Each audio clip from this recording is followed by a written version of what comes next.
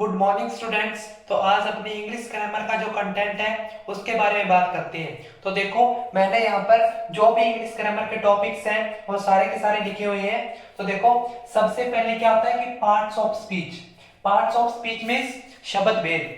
जो शब्द भेद होते हैं वो कई प्रकार के होते हैं। फॉर एग्जाम्पल, नाउन जिसे हिंदी में संज्ञा कहते हैं, प्रोनाउन सर्वनाम, एडजेक्टिव विशेषण, वर्ब क्रिया, एडवर्ब क्रिया विशेषण, प्रेपोजिशन संबंध बोधक, कंजंक्शन समुच्चय बोधक और इंटरजेक्शन विस्मयादि बोधक। ये 8 शब्द भेद होते हैं। अब देखो, नाउन यानी संज्ञा, प्रोनाउन यानी सर्वनाम, इन दोनों की विशेषता बताता है एडजेक्टिव यानी विशेषण।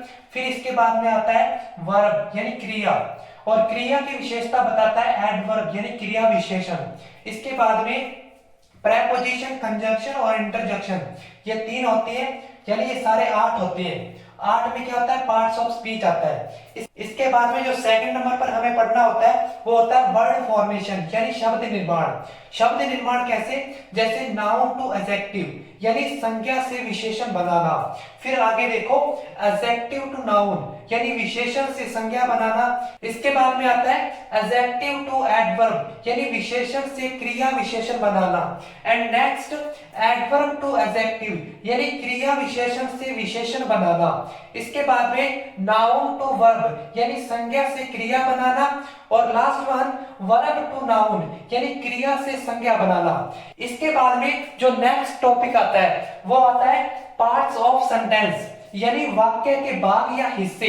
तो वाक्य के 2 भाग होते हैं, एक होता है सब्जेक्ट जिसे उद्देश्य या कर्ता कहते हैं, और दूसरा होता है प्रेडिकेट जिसे विधेय कहते हैं। अब देखो, जो प्रेडिकेट होता है इसमें वर्ब, ऑब्जेक्ट, ऑब्जेक्ट मींस कर्म, कॉम्प्लीमेंट और एडवर्बियल हो सकते हैं।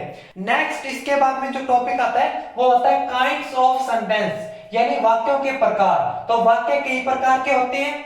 फर्स्ट है सिंपल सेंटेंस यानी साधारण वाक्य, दूसरा है कंपाउंड सेंटेंस यानी संयुक्त वाक्य, तीसरा है कॉम्प्लेक्स सेंटेंस यानी मिश्रित वाक्य, फोर्थ नंबर पे है कंडीशनल सेंटेंस यानी शर्तवाचक वाक्य, और फिफ्थ नंबर पर आता है इंपेरेटिव सेंटेंस यानी आदेशवाचक वाक्य या फिर आदेशात्मक वाक्य। एंड नेक्स्ट आता है एक्सक्लेमेटरी सेंटेंस, इसे कहते हैं विस्मयादिबोधक वाक्य। इसके बाद में जो नेक्स्ट चैप्टर अपने को स्टडी करना होता है वो होता है टेंस यानी काल। ये 3 तरह के होते हैं, पास्ट यानी भूतकाल, प्रेजेंट यानी वर्तमान काल, फ्यूचर यानी भविष्य काल। इसके बाद में आता है टाइप्स ऑफ सेंटेंस, ये होते हैं अकॉर्डिंग टू टेंस यानी काल के अनुसार। तो काल के अनुसार होते हैं अफर्मेटिव यानी सकारात्मक, नेगेटिव यानी नकारात्मक, इंटेरोगेटिव यानी प्रश्नवाचक और इंटेरोगेटिव नेगेटिव यानी प्रश्नवाचक नकारात्मक।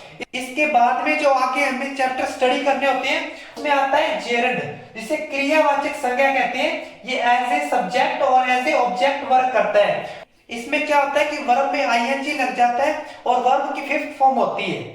नेक्स्ट आता है इसके बाद में पार्टिसिपल, इसे कृदंत कहते हैं। इसके बाद में फाइनाइट और नॉन फाइनाइट वर्ब्स स्टडी करनी होती है। इसके बाद में इन्फिनेटिव्स होते हैं, फिर मोडाल्स, उसके बाद में वॉइस, वॉइस यानी वाच्य, इसके बाद में नरेशन या स्पीच, इसे वृत्तांत कहते हैं। इसके बाद में क्या आता है क्लोजेस यानी उपवाक्य।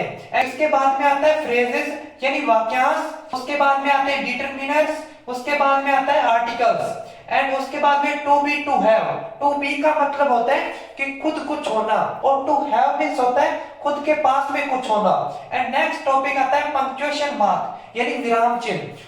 तो इन टॉपिक को अपने डिटेल से स्टडी करेंगे, और जो बचे हुए टॉपिक है वो नेक्स्ट वीडियो में बताऊंगा। आप अपनी नोटबुक में इन सभी टॉपिक्स को लिख लीजिए और इन सभी टॉपिक्स को अपने डिटेल से स्टडी करेंगे, और जो बचे हुए टॉपिक है वो मैं नेक्स्ट वीडियो में बताऊंगा। Thank you.